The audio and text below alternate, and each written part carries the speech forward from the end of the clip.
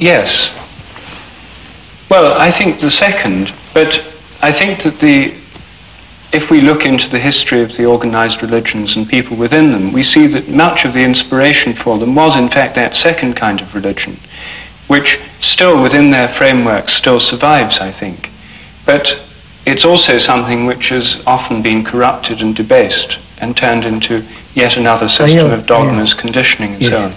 But I think within all religious traditions, that this second kind of religion you talk about has been kept alive. And I think that the impetus in all the great religions of the world has been that vision. It's then been debased and degraded in various ways. But this vision has never left any of these religions. There are still people within them, I think, who still have it. And this is the inner life that keeps them going, over and above the simple political power and all the rest of it. I know. But suppose a man like me rejects tradition, rejects anything that has been said about truth,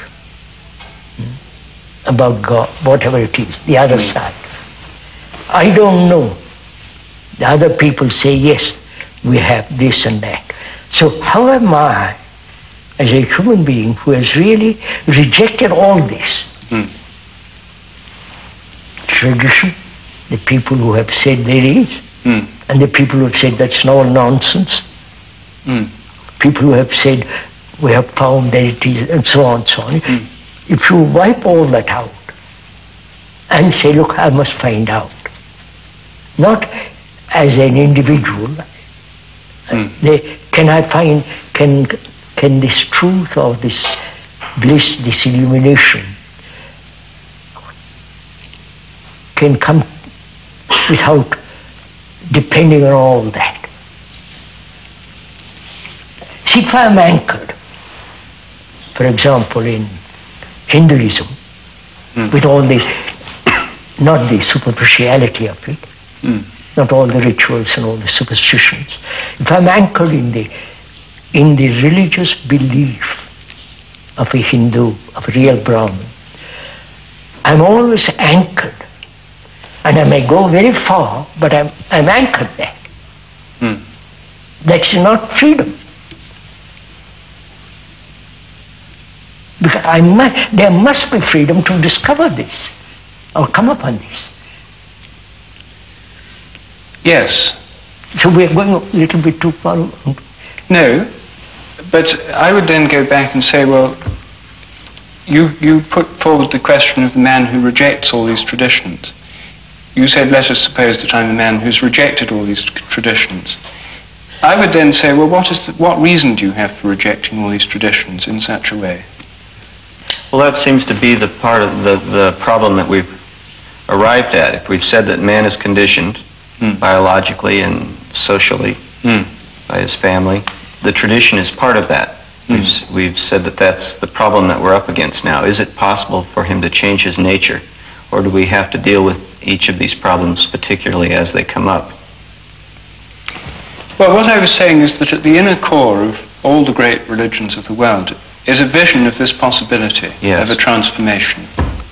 Whether it's called salvation or liberation or nirvana or what. There's this vision. Now, there have always been people within those religions who've had this vision and lived this vision. Now, Sorry, go on. Sorry. Well, perhaps part of your radical rejection of all religion involves denying that. But if so, I would say why? Why should we be so radical as to deny? I question whether they really, I may be sacrilegious, I may be an infidel, non-believer.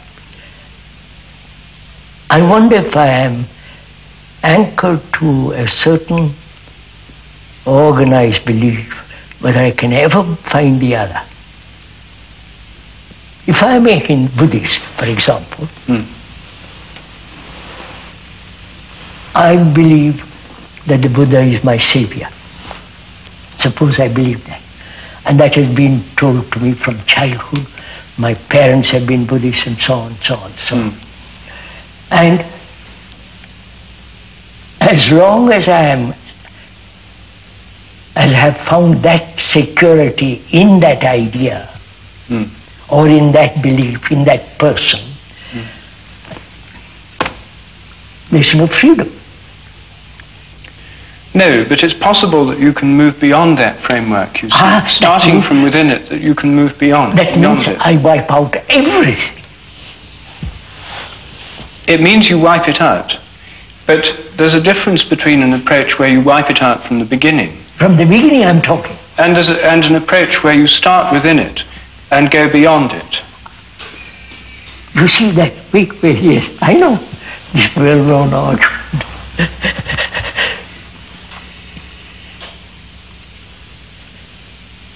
Which is important, breaking down all the barriers at the beginning, not at the end.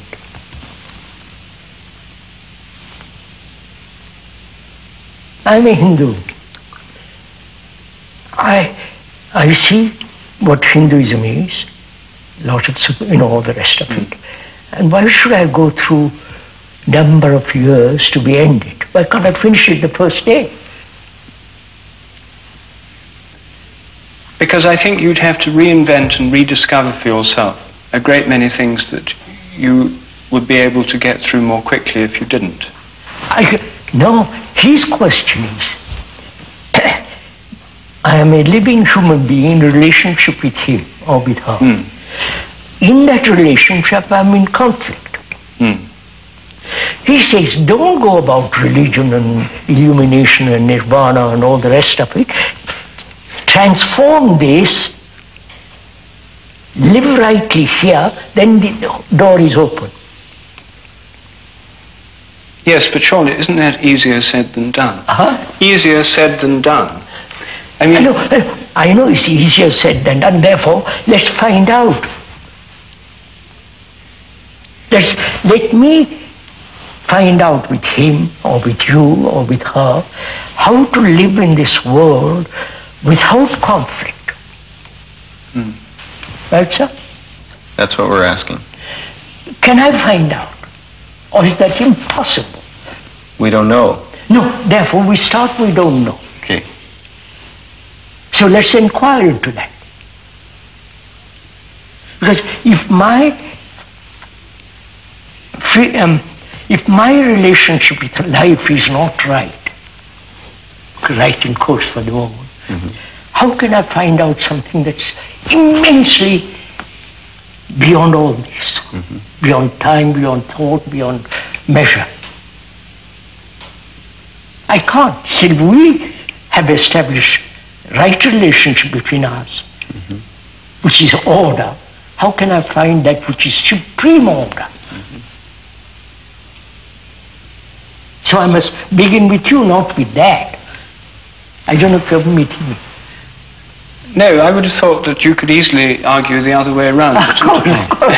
Until you have that, you can't get this right, because the whole history of man shows that starting just from... And therefore you invent that. You invent something illogical, may not be true, may be just invention of thought, and you imagine that to be order and hope that order will filter into you. It seems so illogical, irrational, whereas this is so rational. But is it possible? That is it. Let's find out.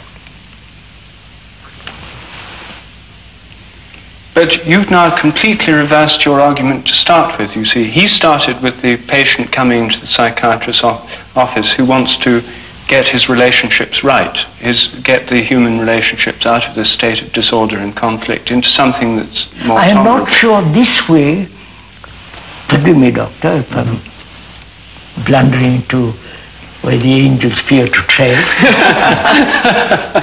Okay. I question whether I'm doing right. But they're doing just what you said now, starting with the relationship and not going to these bigger questions. Whether they are really concerned